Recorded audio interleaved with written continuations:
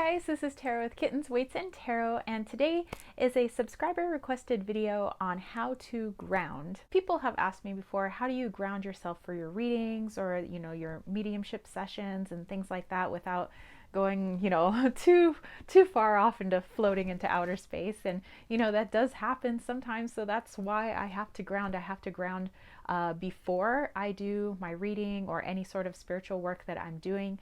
And then I have to ground afterwards. So I try to keep myself, kind of connected here to terra firma while I'm also, out in the ethers, doing whatever it is that I'm doing and receiving all of the downloads. Because as fun as it is to be floating about and, being in the midst of, all this knowledge and stuff like that and all these downloads, it makes me very disconnected from, my actual human body, which makes it difficult for tasks and just kind of like the day-to-day. So, and it's also really draining too. If you are, doing a couple of readings or if you're doing a lot of readings that day, one can become very, very drained if you're not properly grounded. I mean, it's not that you're not going to get drained, because I do get drained whenever I'm doing, readings, but it's worse if I do not ground myself,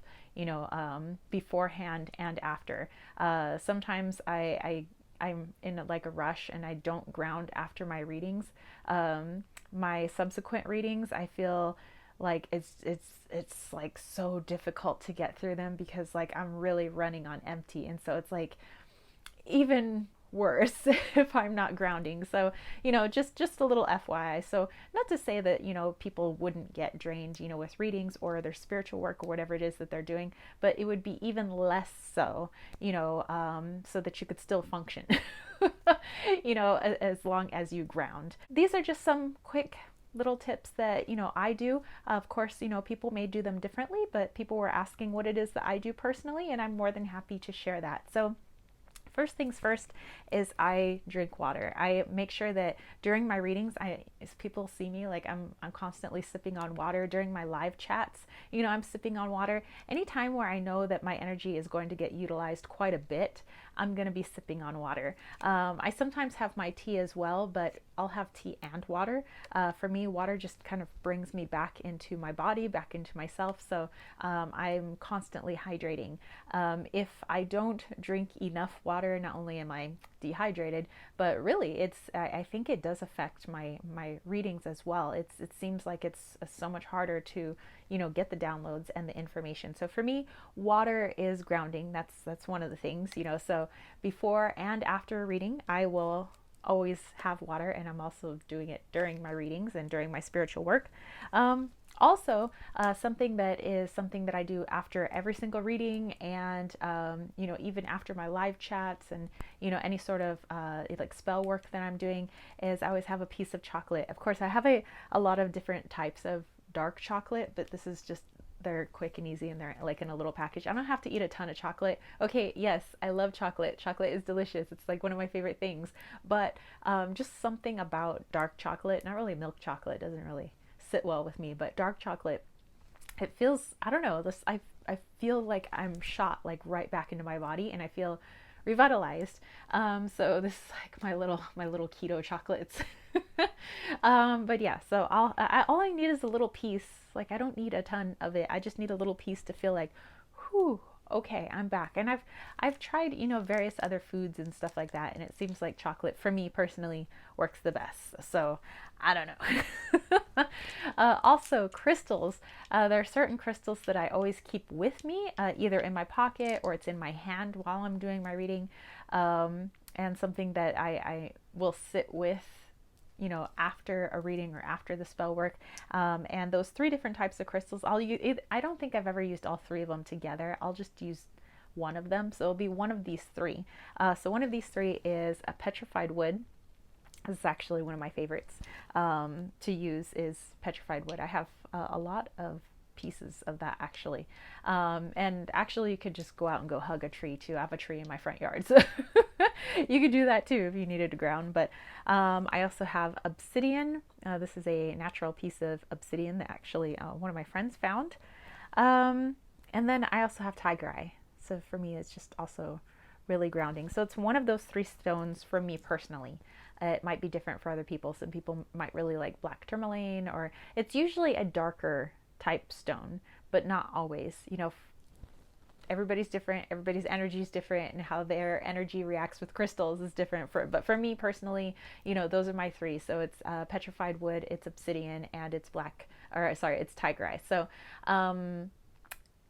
that could be something that you could try. Just kind of keep it in your pocket or keep it in your hand whenever it is that you're doing spiritual type work. So right before reading, of course, you know, I have my water before the spiritual work that I'm doing. I won't eat my chocolate yet. I'll do that when I'm all done. I'll have, you know, one of those three crystals on me, or it's in my hand. And then I just sit for a bit. So I'll close my eyes. I'll sit like I am right now, just cross-legged on the ground. Or I'm actually upstairs, so I'm not technically on the ground.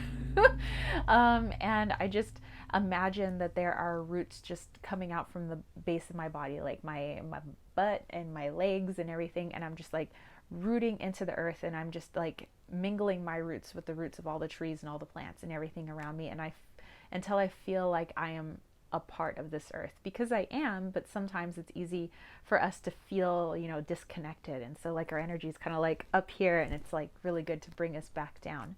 And I'll do that, you know, just like sit, feel myself grounded, just like chill out, bring my energy back down, have some water, have one of these stones, and then I'll go into my reading. Of course, you know, some people also do space clearings and stuff like that. I clear my space as well, but this is mainly just focused on my grounding. So then when I'm all done, I will, of course, have some more water. I'll go downstairs, have a piece of dark chocolate. If I still feel a little funky throughout the day, like I feel like I'm still not 100% me, like I still feel like some of me is out there, then, you know, I will go into my front yard, and it's good to take off your flip-flops. For me, I'm a flip-flops person. I don't really wear shoes all the time. So I'll just take off my flip-flops and put my feet in the dirt.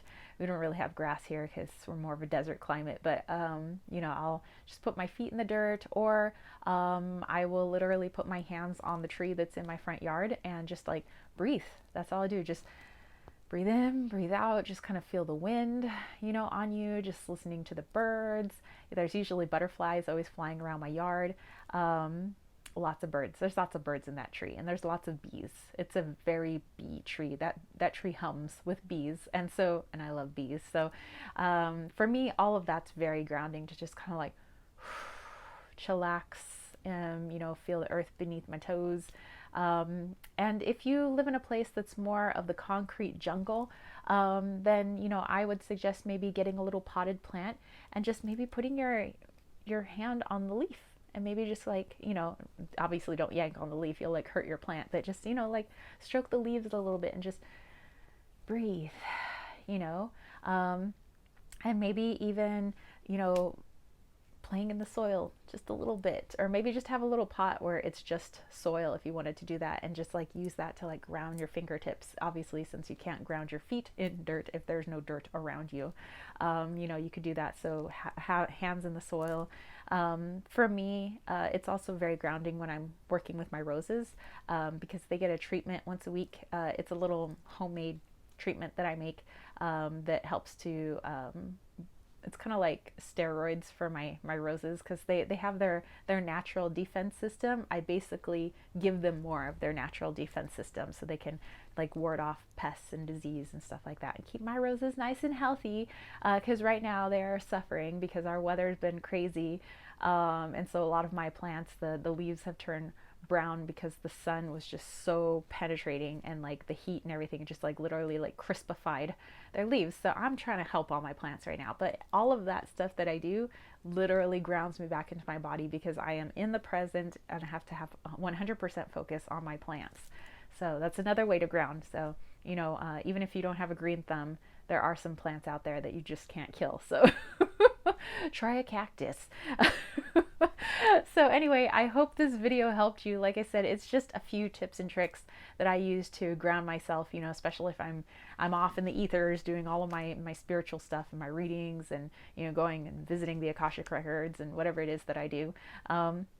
yeah, it's really just, sometimes some foods, some water, just working with some crystals, have them in my pocket, or just basically going out in Mama Nature and put your feet in the soil.